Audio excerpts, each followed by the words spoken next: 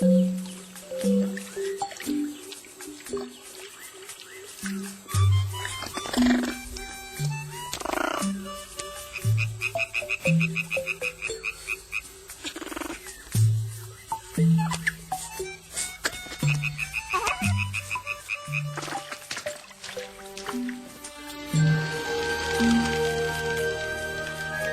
was the first time he'd be down in the valley by himself. First it all seemed new and interesting. Before long he was in trouble.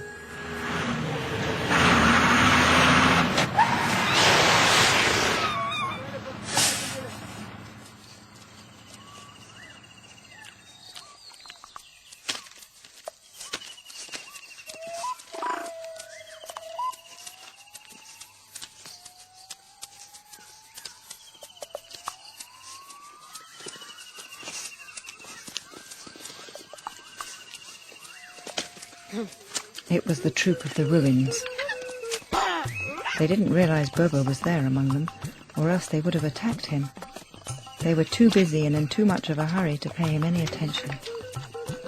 Without swallowing anything, they stuffed their cheeks as fast as possible, some of them shoving 6 bananas in each side.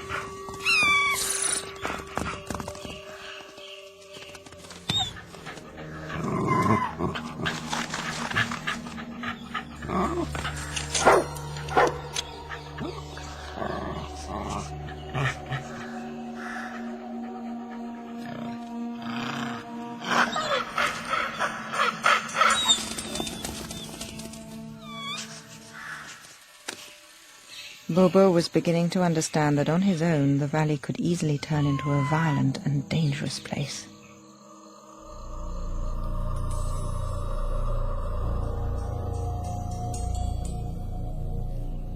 Up on the mountain, the troop's life carried on as usual, and the weeks went by.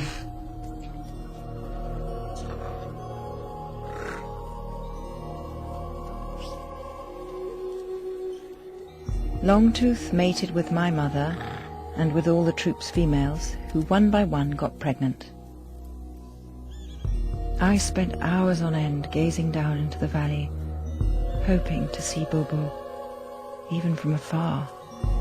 Was he still alive? Young monkeys who leave the troop usually don't last long. Bobo's only chance was to be accepted into another troop. Had he managed it?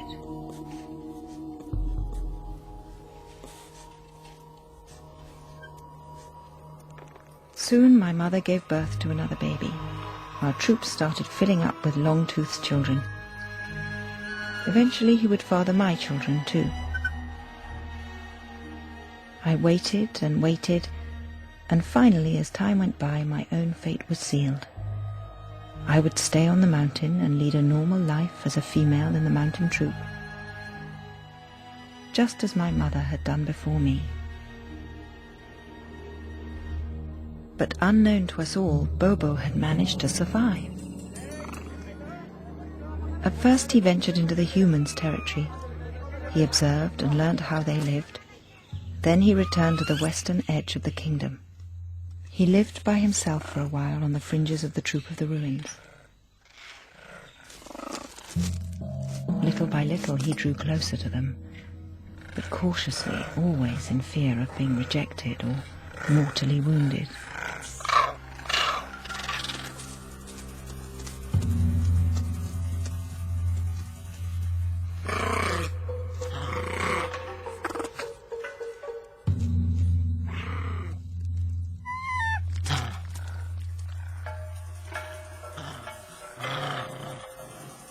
Then he began following a female who had lost her newborn baby. She eventually formed an attachment to him. She adopted him as her own, even if he was a little big to really fit the bill.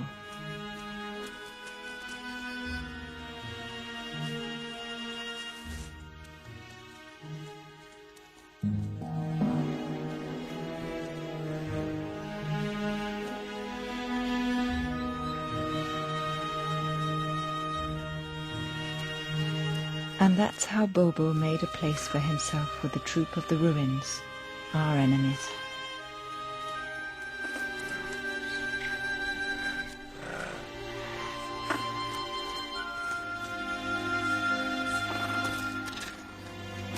It took some time for him to make friends with the young of his own age.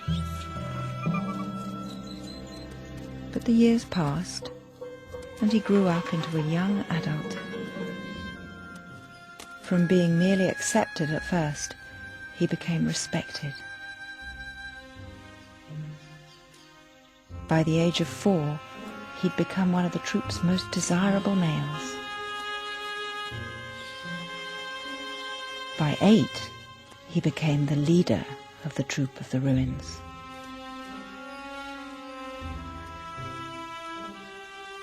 An undisputed leader, a protector, a fearless warrior, he fathered many offspring.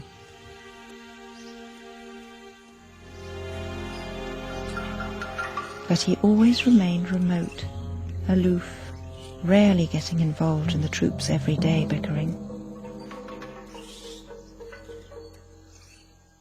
The troop of the ruins changed its lifestyle. Instead of making risky visits to the plantations, they took to going into town for their food. Perhaps Bobo used what he'd learned from the humans and influenced the troop habits.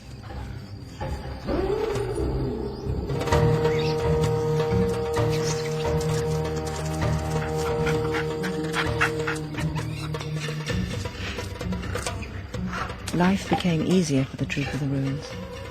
Organized into squads, they lived from pilfering and scavenging, helping themselves to the remains left by humans.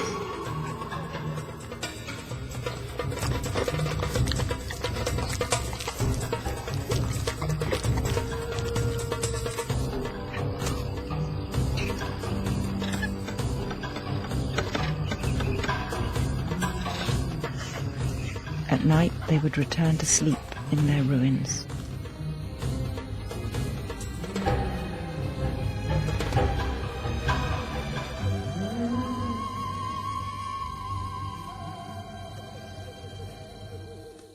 The troop of the ruins never again tried to enter our territory. The war was never rekindled, and I bet Bobo was the main architect of this return to peace.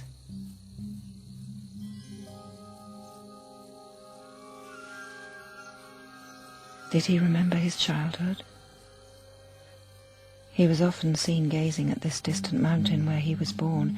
It was even said that he sometimes wandered around our slopes, but I never saw him.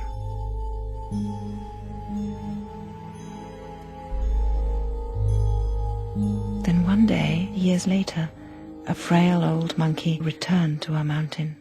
Nobody recognized him.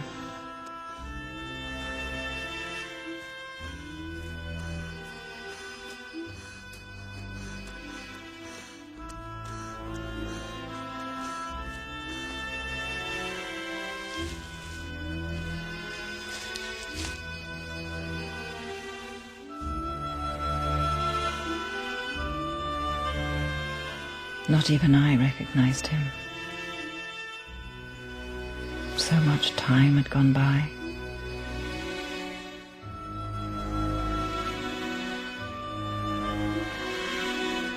By that time I'd taken Red-Nose's place at the top of our troop, the mother of 6 children and many grandchildren.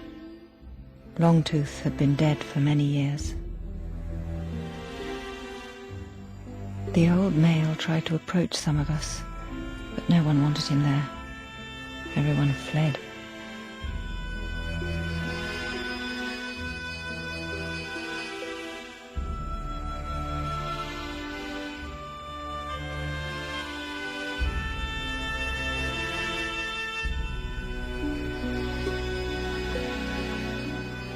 He didn't stay very long. With his last strength, he clambered up to the top of the forbidden rock.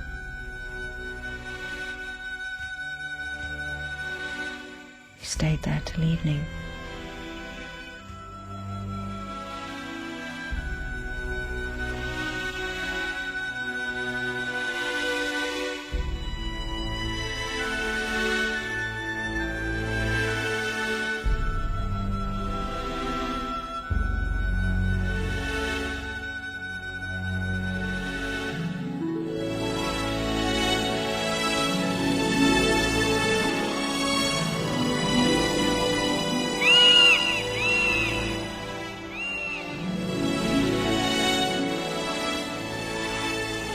The following day, his body was found in the very same cave where Bobo and I had taken refuge all those years before. That's when I understood who he was. Bobo died one day in May. Compared to the rest of us, he surely lived many wonderful adventures. We had spent our entire lives on the mountain and had never seen anything else. Bobo had known fear, despair, and loneliness, but he'd seen the world, the edge of the world.